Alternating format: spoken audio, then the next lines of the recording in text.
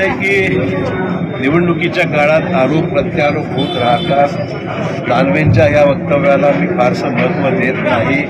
आगामी काळातल्या निवडणुकीचे निकालच सांगणार आहेत की जनतेचा कौल हा महायुतीच्या बाजूने म्हणजे भाजप, राष्ट्रवादी आणि शिवसेना यांच्या बाजूने राहणार आहे। आता मला हे सांगा, त्यांच्या सभा ज्या इंडियाच्या होतात किंवा अन्य होतात त्यांना गरज का भासते? या आरोपात काही तथ्य नाहीये। सगळ्याच नेत्यांना राज्यभर देशभर फिरावं लागतं। निवडणुकीचा प्रचाराचा भाग त्यात कुठल्याही नेत्याला आणणं पाचारण करणं काही चुकीचं नाही। निवडणूक मोदींविरुद्ध कोणीच नाही, अशाच प्रकारची निवडणूक आहे। विरोधी पक्ष हतबल आहे, नेतृत्वाचा अभाव आहे। महाराष्ट्रातल्या जागा वाटत जर ते पाहिल्या तर काँग्रेसला फक्त 17 जागा, एवढी केवीपाणी परिस्थिती काँग्रेसची कधी झाली होती।